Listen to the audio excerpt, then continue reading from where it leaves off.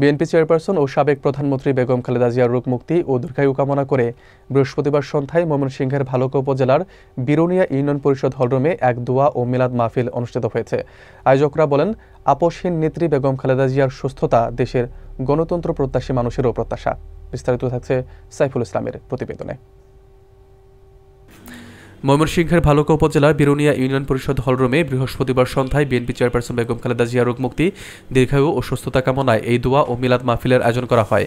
BNP মনোনীত প্রার্থী জাতীয় নির্বাহী কমিটির সাবেক সদস্য ও ভালুকা উপজেলা বিএনপির সাবেক সভাপতি ফখরুদ্দিন আহমেদ বাচ্চুর দিক নির্দেশনায় এবং উপজেলা ছাত্র নেতা মোহাম্মদ সাব্বির মণ্ডলের উদ্যোগে অনুষ্ঠিত হয়।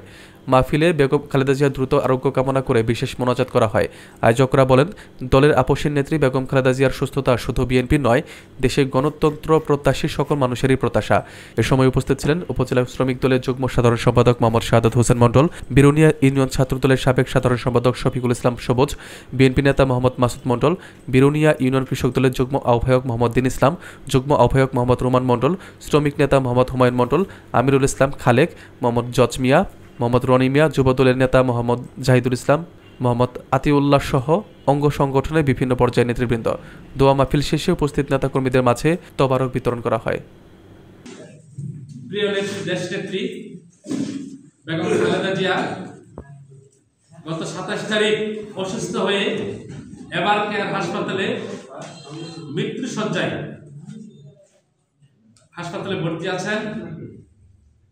এই অবস্থায় দল, বিভিন্ন রাজনৈতিক সংগঠন এবং বিভিন্ন ধর্মের যারা আছেন সবাই দেশনেত্রী বেগম খালেদা জিয়ার জন্য দোয়া প্রার্থনা করতেছে। তারই ধারাবাহিকতায় আজকে ওই আপনাদেরই সন্তান সাব্বির মণ্ডলের সার্বিক সহযোগিতায় আজকে এখানে একটি দোয়া মাহফিলের আয়োজন করা হয়েছে। ময়মনসিংহ 11 ভালুকা আসনে জননেতা জনাব ফখরুদ্দিন আহমেদ বাচ্চু সাহেব দানের শীষ প্রতীক মনোনীত হয়েছেন। উনি গণসংযোগ শুরু করেছেন। ওনার পক্ষ থেকে আমি আপনাদের কাছে দেশনেত্রী বেগম খালেদা জিয়া এবং ফখরুদ্দিন আহমেদ বাচ্চু সাহেবের জন্য দোয়া চেয়ে